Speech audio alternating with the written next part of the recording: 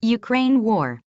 Ukraine can hit Russia with UK weapons, Minister. It would be acceptable for Ukrainian forces to use Western weapons to attack military targets on Russian soil, a UK defense minister has said. James Happy said strikes on supply lines were a legitimate part of war. The UK announced it will give Ukraine a small number of anti-aircraft vehicles. Russia's defense ministry has accused the UK of provoking Ukraine into attacking Russian territory, while Foreign Minister Sergei Lavrov said NATO is engaging in a proxy war. Mr. Lavrov also said weapons delivered by the West to Ukraine would be fair targets. Western countries have donated hundreds of millions of pounds of military aid to Ukraine since Russia launched its invasion back in February, and NATO and European Union officials are meeting in Germany to discuss further military assistance.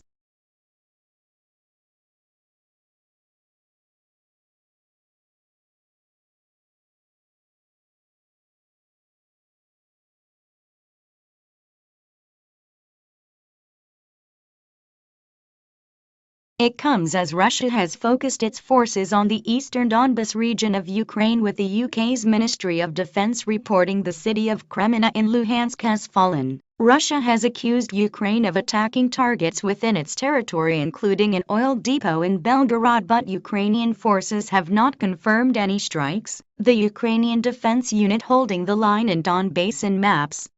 Russia making limited gains in the east. Why Russia wants to seize Ukraine's eastern Donbas. Asked about this on BBC Radio 4's Today program, Mr. Happy said, "The question is it acceptable for our weapons to be used against legitimate Russian military targets by the Ukrainians? Firstly, it's Ukrainians that take the targeting decision, not the people who manufacture or export the kit in the first place. And secondly, it is entirely legitimate to go after targets in the depth of your opponents to disrupt their logistics and supply lines."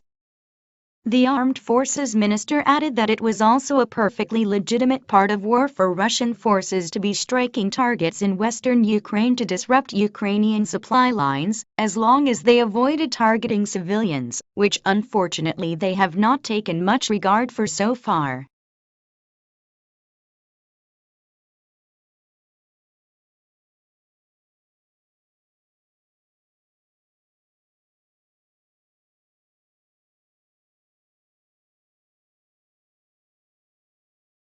Ukraine is fighting an existential war with Russia, so it is unsurprising Ukrainian forces should target supply lines over the Russian border. It is equally unsurprising Western powers are relaxed that some of their weaponry are used in such strikes. What is interesting about James Happy's remarks is their frankness. In other conflicts such as in Yemen, British ministers tend to be coy about the use of British weapons.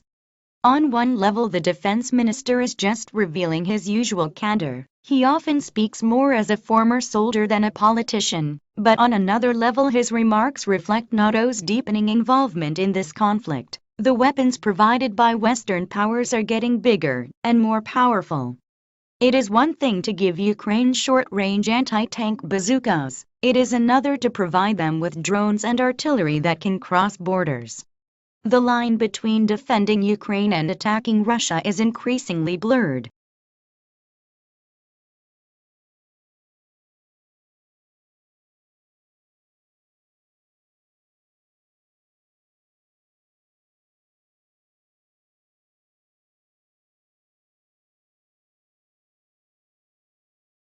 For months, Ukrainian President Volodymyr Zelensky has been asking Western allies for more weapons to fight off the Russian invasion. On Monday, Defense Secretary Ben Wallace announced the UK would gift a small number of Stormer vehicles fitted with launchers for Starstreak anti-aircraft missiles to give Ukrainian forces enhanced short-range anti-air capabilities both day and night. He also told the Commons around 15,000 Russian troops have been killed since Russia launched a full-scale invasion of Ukraine, while 2,000 of its armored vehicles had either been destroyed or captured. U.S. Defense Secretary Lloyd Austin is chairing the meeting of defense ministers at the U.S. Air Force Base at Ramstein in Germany on Tuesday. Ahead of the gathering, there are reports suggesting Germany would pledge to supply anti-aircraft systems to Ukraine. The UN Secretary-General Antonio Guterres has met with Vladimir Putin during a visit to Russia, having already met Mr. Lavrov in Moscow. During a news conference, he said the priority was to minimize suffering in Ukraine and end the war as soon as possible.